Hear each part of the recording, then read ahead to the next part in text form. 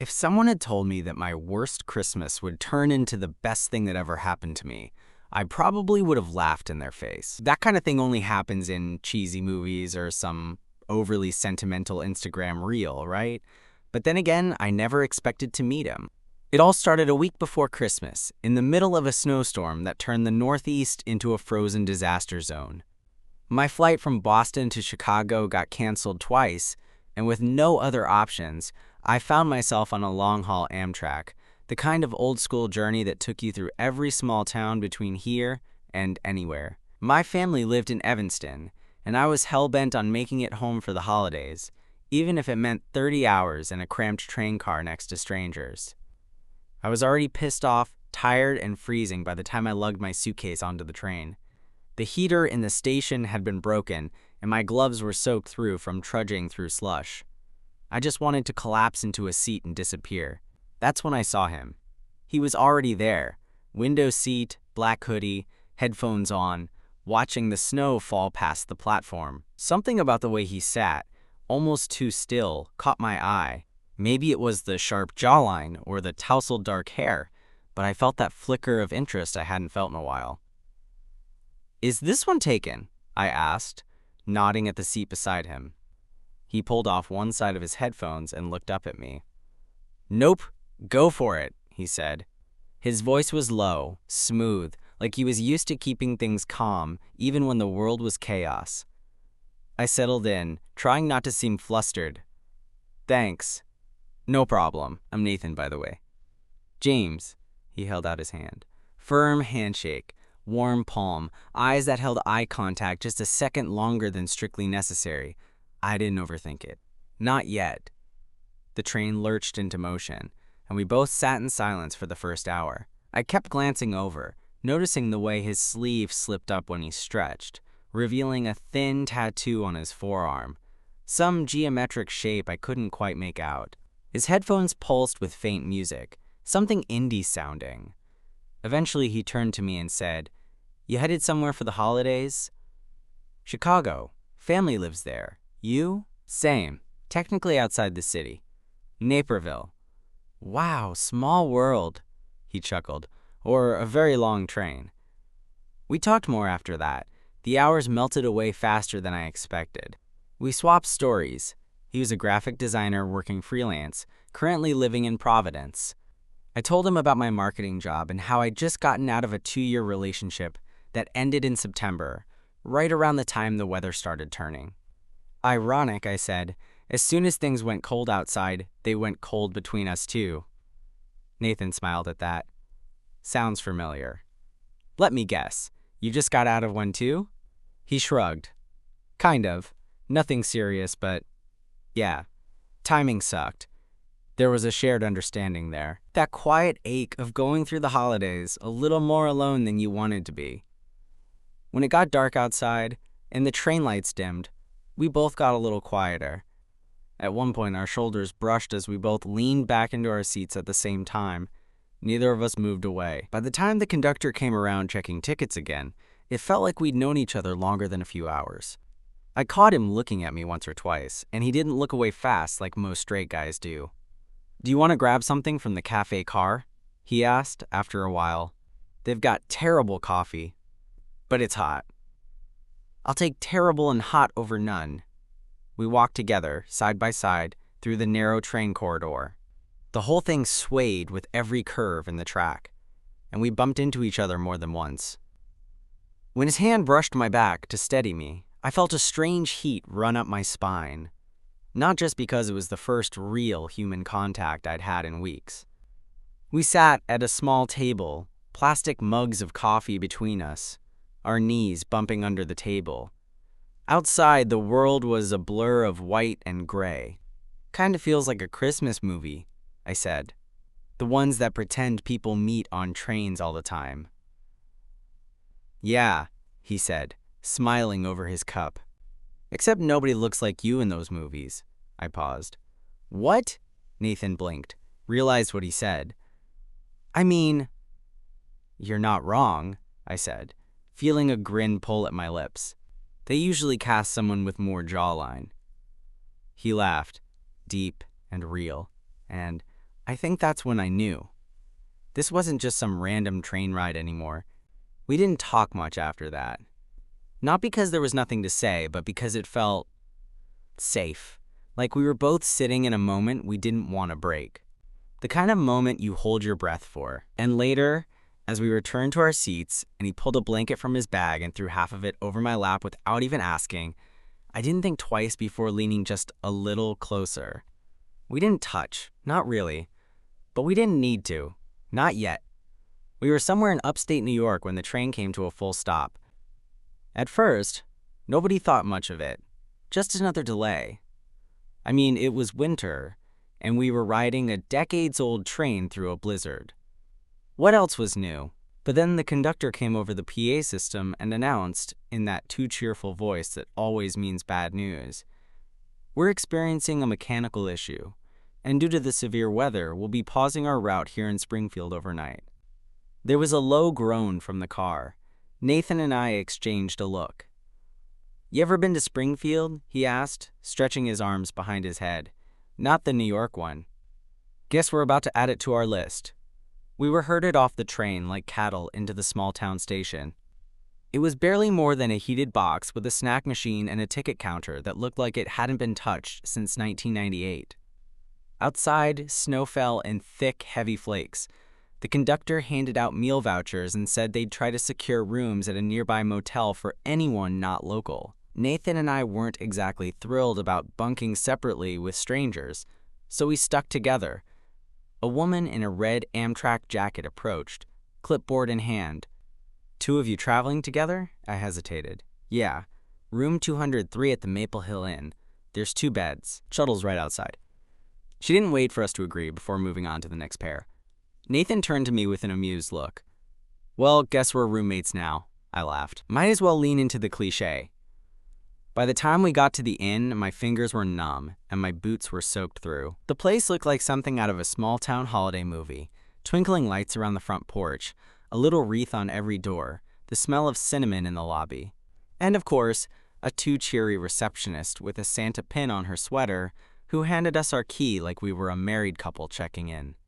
"Hope you boys enjoy your stay," she said with a wink. Nathan raised an eyebrow at me as we took the key. "What?" I said. "We could pass," he laughed. "She's got a good eye." Room 203 was small but clean. 2 double beds, a tiny TV, and one of those heating units under the window that hummed like a jet engine. We both threw off our snow-covered layers and thawed out in silence for a bit. I peeled off my wet socks and fell back on the bed with a groan. "God, I hate snow," I muttered. Nathan was sitting on the edge of his bed, pulling off his boots. "You live in Boston. Isn't that, like, the capital of snow? Doesn't mean I have to like it." We grabbed fast food with the vouchers and brought it back to the room. The TV had one working channel, some holiday rom-com that neither of us really watched. We ended up eating in silence, then talking again. The kind of quiet, warm conversation that you only have when there's nowhere else to go. "Funny," Nathan said later, staring at the ceiling. "We're literally stuck in the middle of nowhere on Christmas week, and it somehow feels better than the last 3 holidays I've had."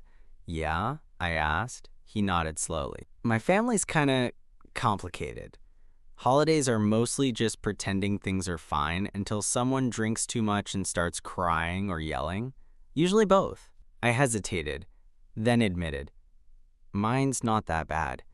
But it's not great either. I think they're still figuring out how to act around me since I came out." Nathan glanced over. "You're out to them?" "Yeah, a few years now. Doesn't mean they don't get weird about it." He nodded. "I get that." I turned my head on the pillow. "Are you—" He looked at me, expression unreadable for a second. Then, "Yeah." It was the first time he said it out loud, and I didn't miss the weight behind it. Like, he wasn't used to being in spaces where he could just be that without tacking on 100 disclaimers. We didn't say much after that. It was like the air in the room changed, more honest, a little more electric. He eventually stood and went to brush his teeth, and I got up to change into sweats. When he came out of the bathroom, he paused at the door, watching me for a beat. "What?" I asked, suddenly self-conscious. He shrugged. Just surprised, I guess. By what? You! That caught me off guard. Why? I don't know, he said, walking toward his bed. Didn't expect to meet anyone like you on this trip. I didn't ask what that meant. I didn't need to. We got under our blankets. Turned off the lamp. The snow was still falling outside, thick and quiet. I thought that was it for the night. Then, about an hour later, I heard his voice, low and close. You still awake? My heart ticked up a notch. Yeah, he didn't say anything for a moment. I heard the creak of his bed as he moved slightly. Do you mind if I... He started, then stopped. I don't know. Never mind. What? He let out a breath. Just... The bed's cold, and I guess I got used to sharing the blanket earlier. For a second, I didn't move. Then I shifted under the covers. You can come over if you want. The room was dark, but I heard the rustle of sheets and the soft sound of his feet on the carpet. Then the bed dipped beside me, and he slid in quietly, carefully, like he didn't want to break something. We didn't touch, not at first. But we were close. Close enough to feel the warmth radiating off his body. Close enough that every time I breathed in, it felt like something bigger was about to start. And eventually, it did. We didn't touch. Not really. But when someone lies less than a foot from you, facing the same direction, breathing in rhythm with you, it's hard not to feel something shift in the air, like the space between our bodies was holding its breath. Nathan didn't say anything after climbing into my bed. He just laid there, back to me, quiet. I wasn't sure if he'd fallen asleep or if he was doing what I was doing, waiting to see what would happen next.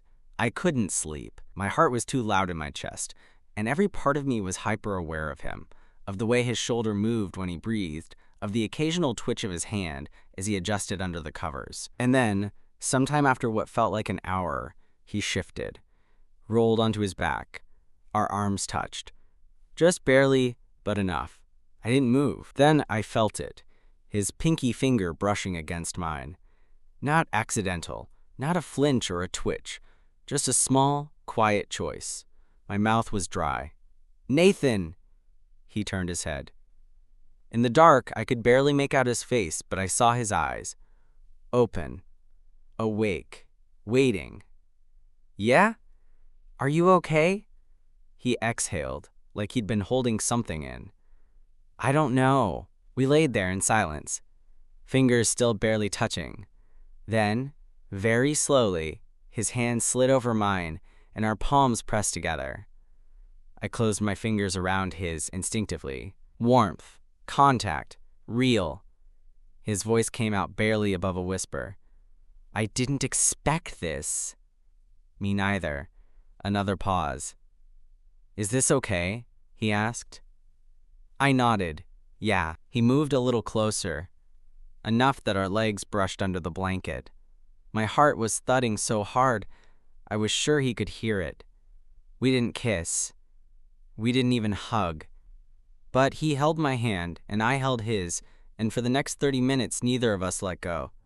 Eventually, I drifted off like that, his hand in mine, the snow still falling outside, and the quiet hum of the heater filling the room. We woke up late the next morning. The sun was bleeding through the edges of the curtains, painting the room in that soft, winter glow. For a moment, I forgot where I was. Forgot the train, the storm, the motel. Then I felt the weight on my shoulder. Nathan. Still asleep, curled into my side, one arm lazily draped across my stomach. I didn't move. I didn't want to wake him. I just laid there, looking up at the ceiling, feeling a strange kind of peace settle into my chest. Like the chaos of the holidays, the awkward family conversations, the pressure to be festive, all of it had been left outside this room. A few minutes later, he stirred, blinked sleepily, realized where he was, and instead of pulling away, he smiled. Hey. Morning, I said. He stretched and rolled onto his back, letting his hand fall to the bed between us. Sorry, I didn't mean to cling. I shook my head. You didn't. He looked at me, and something passed in his expression. A hesitation. A silent question. Do you regret it? He asked softly. I shook my head again. No. Do you? No.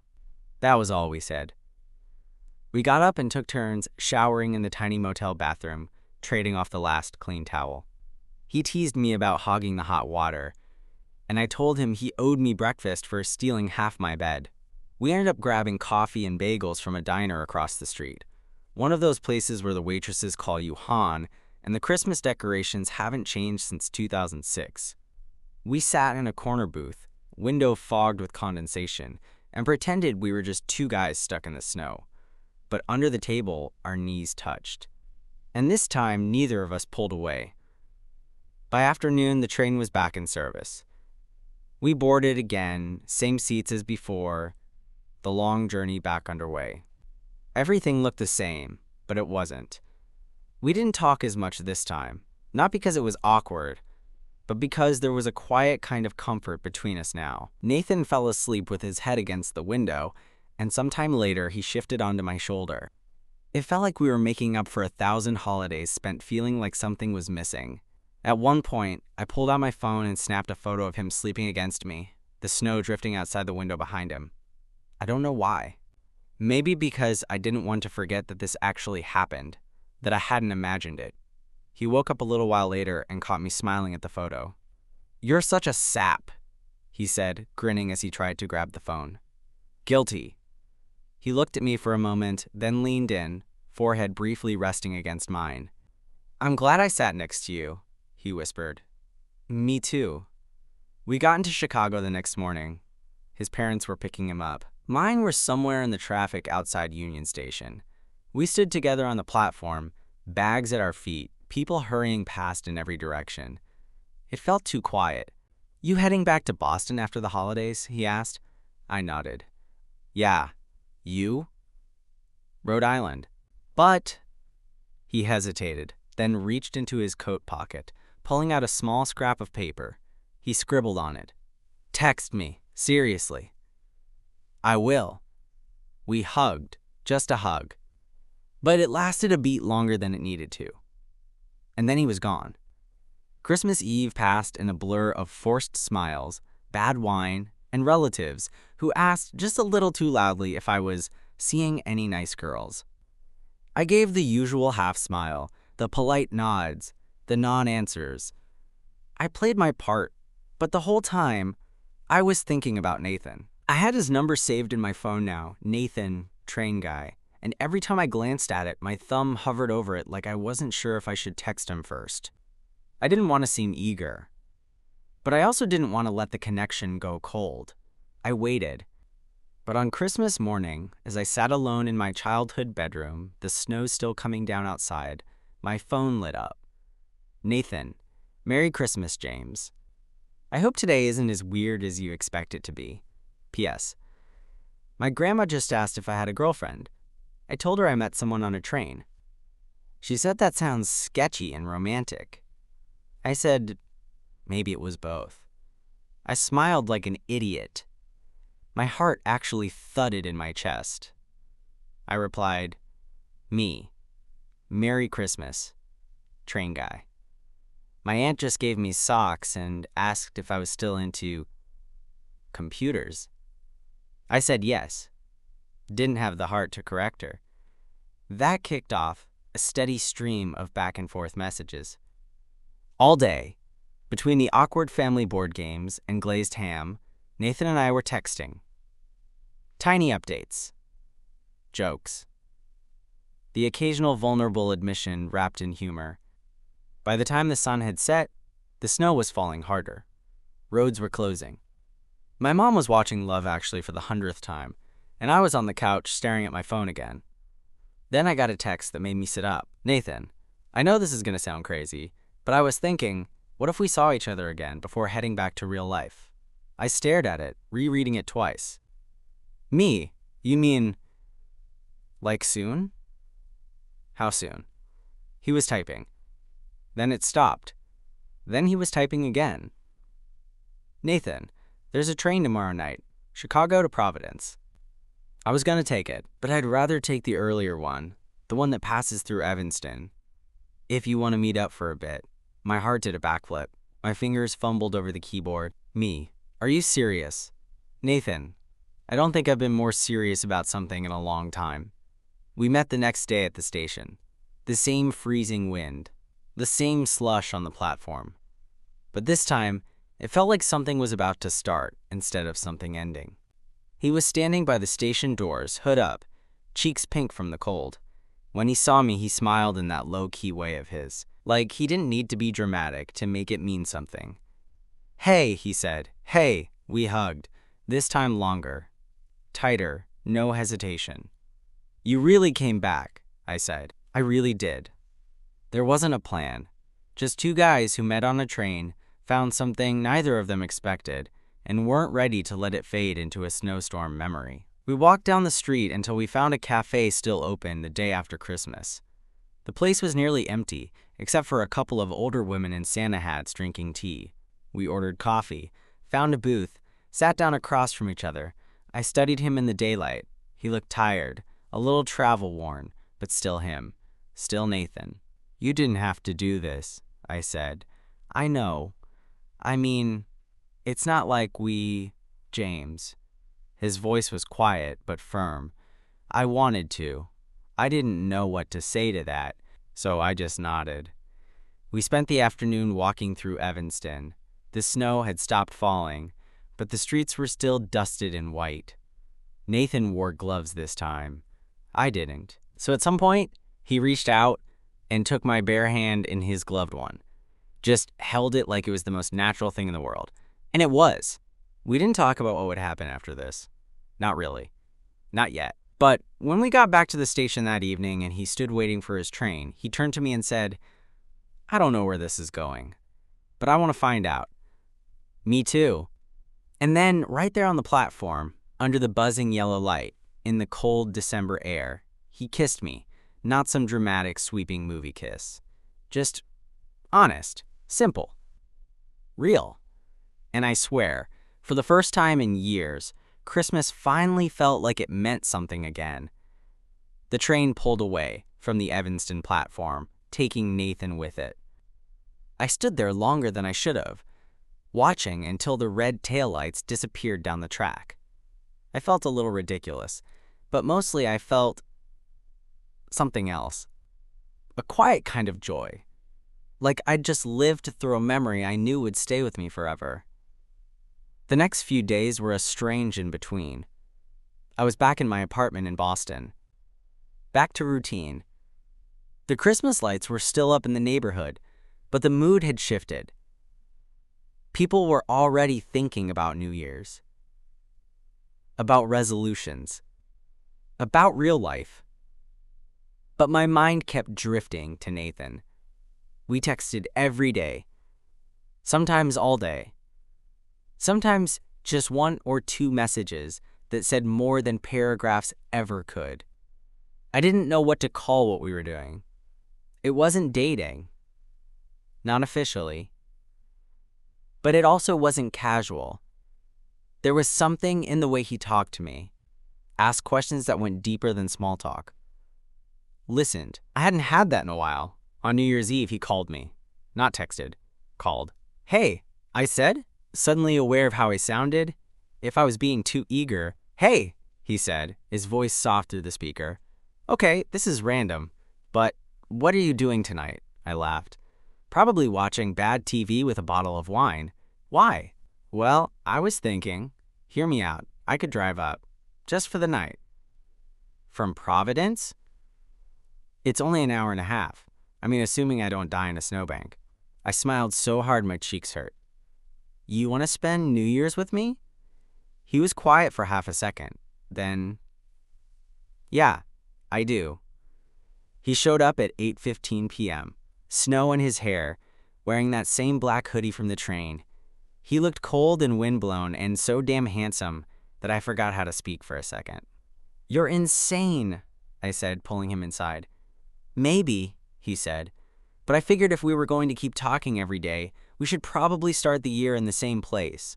We didn't do anything special, just ordered Chinese, opened a bottle of wine, and sat on my couch under a throw blanket like we'd been doing this for months instead of days.